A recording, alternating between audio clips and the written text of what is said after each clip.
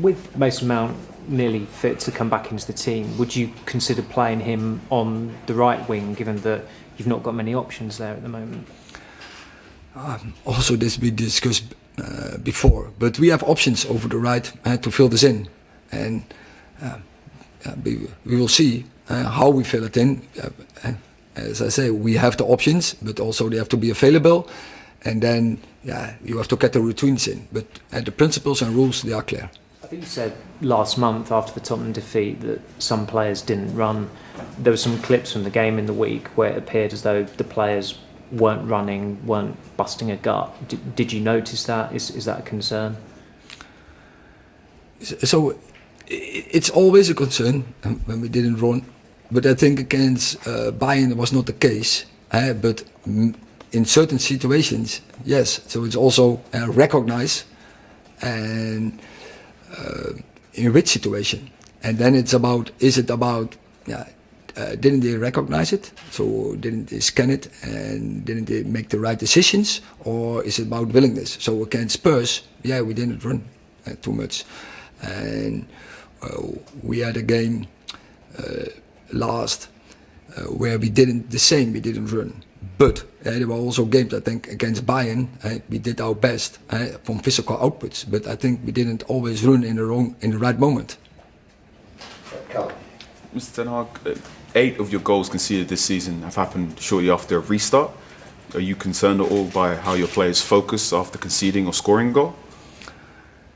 It's not concerned, but we are aware of it, and so of course, you can't close your eyes for things like this, and so we coach the players, we coach the team in that fact.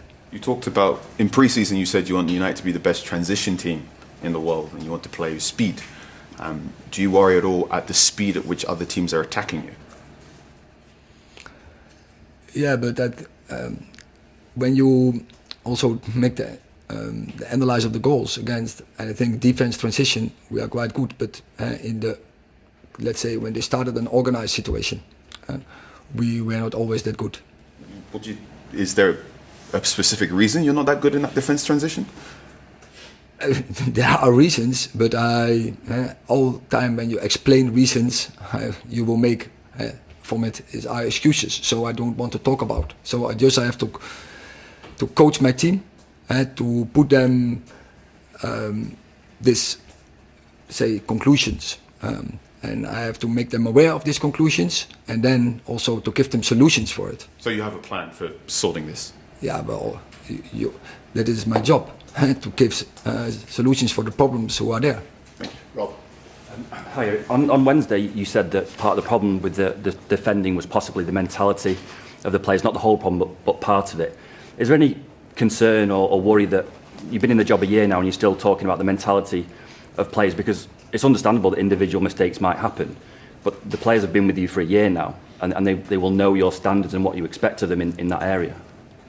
So we have shown that we can do it, because last year for instance, we had the most clean sheets in the Premier League, and because of the team, because we defended very good as a team, and so we have to get back to that standards. And of course, I'm pushing the team, I demanding the team from the start of the season. But it are human beings, are not robots. And so why they are not doing it? I try to find out, and I try to give the solutions, and I also try to motivate the players to do the job. Do you know why they're not doing it? No. But there's always, and when you are in a period where we are in, and you always, as a manager, you asking yourself these questions. And my job is to get them do the job. Neil. One of the big things you did last season was get a spirit back amongst the team. You know, when you were in problems, the spirit brought you through. Has that spirit gone a little bit, do you think, at the moment?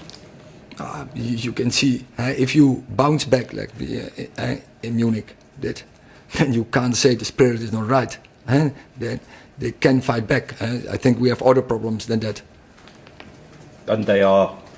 All the time we talked about. But I mean, a lot of people say that it's been said that there's constant takeover in the background is a reason that filters down. Can that make any difference whatsoever? I already explained reasons. It will be excuses, so there are no excuses. We have to perform. Okay. Erik, you said a minute ago that you want to try to find out why players aren't running and taking your messages on board. How do you do that? Do you go to them one-to-one? Do you ask the captain about it? And what's the actual process of it? As a manager, you have many tools, and make sure I use them. I would not say all, because there are many ways to do it, and you have to be creative, you have to be inventive and innovating. But make sure you can be sure I use many. Can you share any examples of what you do? You do it in groups, you do it in team, you do it individuals, you do it over video, you do it in personal talks. So many tools you have, and you have to put in and to coach your team and to get them in the right direction. Last question, James. Erik, apologies if you answered it before. I was struggling to hear. Is Jayden unavailable then tomorrow? Is he one of the unavailable players? He is not training with the team. Okay. And can we assume from that it's because he's not yet apologised that he's not training with the team? I think let's focus on Burnley. I think we have said anything about it. Okay. And on the likes of some of your longer term injuries, Shaw, Malacia, Aaron Wan-Bissaka, have you got specific timescales yet when you know they might be back? Or of course, we have plans. Also, we have plans for that. We have prognosis, but I don't want to share them.